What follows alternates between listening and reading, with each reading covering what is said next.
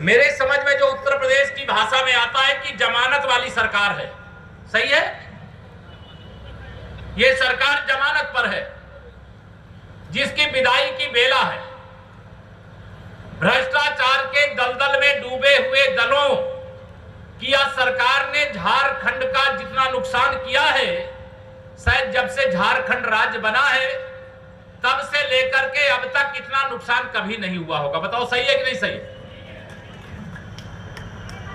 अब यह चुनाव आपके सामने आ रहा है।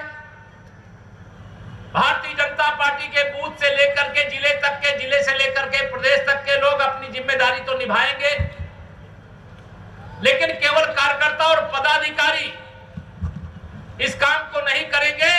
आप सबका आह्वान करना चाहता हूं कि आप भी कार्यकर्ता की तरह, पदाधिकारी की तरह अपने अपने बूथ पर एक सजग पहरेदार के रूप में भारतीय जनता पार्टी का कमल खिलाइए। माननीय प्रधानमंत्री नरेंद्र मोदी जी का जो कमल का चुनाव निशान है उसको खिलाइए।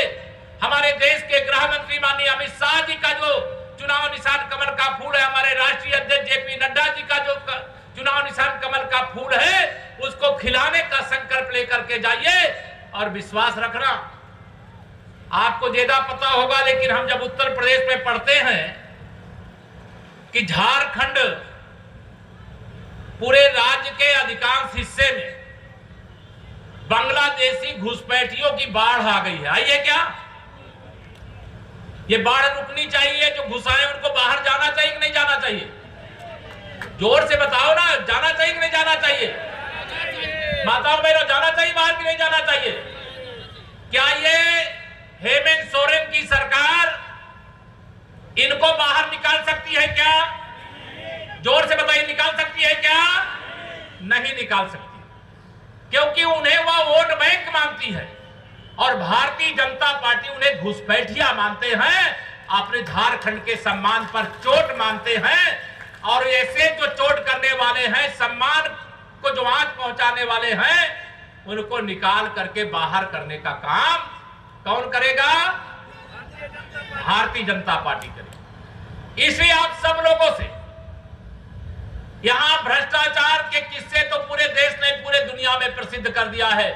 श्री हेमंत सोरेन जी की सरकार ने घुसपैठियों की कहानी पहले पश्चिम बंगाल तक रहती थी, लेकिन अब झारखंड के अंदर इतने बड़े पैमाने पर घुसपैठ कर लिए हैं लोग, जो एक बड़ी समस्या है।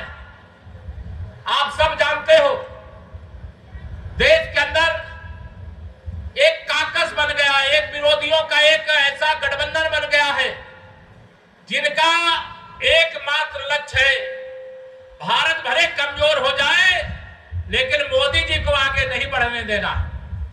इन लोगों ने पूरी कोशिश लोकसभा के चुनाव में किया था कि मोदी जी को तीसरी बार प्रधानमंत्री न बनने दिया जाए, लेकिन मैं प्रणाम करता हूं आप लोगों को भी, इनके झूठ, इनके दुष्प्रचार के बाद भी आपने तीसरी बार माननीय नरेंद्र मोदी जी के नेतृत्व में सरकार बनाने का काम कर दिया। दुष्प्रचार के बल पर, भारत विरोधी ताकतों के सहयोग से या वह काम कर रहे हैं, कोई देशभक्त नहीं कर सकता।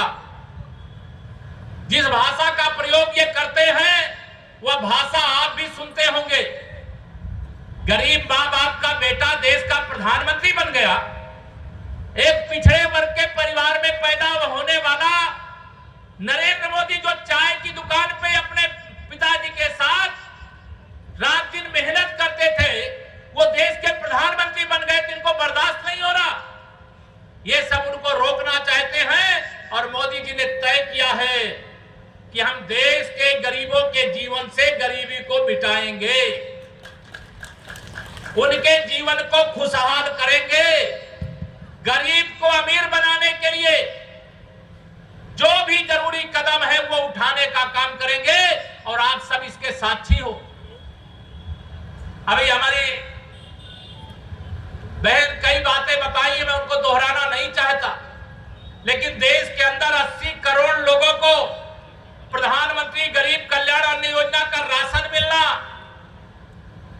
10 साल में बहुत सारे गरीबों के आवास बने हैं, लेकिन तीसरी बार प्रधानमंत्री बनने के बाद 3 करोड़ और गरीबों को प्रधानमंत्री आवास बना करके देने का ऐलान भारत के गरीब मां बाप के बेटे प्रधानमंत्री मोदी जी ने किया। अब बताइए, जिनके पास घर नहीं उनको घर मिलना चाहिए कि नहीं मिलना चाहिए? अब भ्रष्टाचार करने वाले अगर बीच में दलालों को लगा देंगे तो गरीब को जो लाभ माननीय मोदी जी दिल्ली से सीधे देते हैं वो गरीब को मिल पाएगा क्या? आप सबके सामने एक आज जिम्मेदारी है, हमें देश को भी मजबूत बनाना है, गरीब को भी मजबूत बनाना है और मोदी जी को भी मजबूत बनाना है। ध्यान रखना,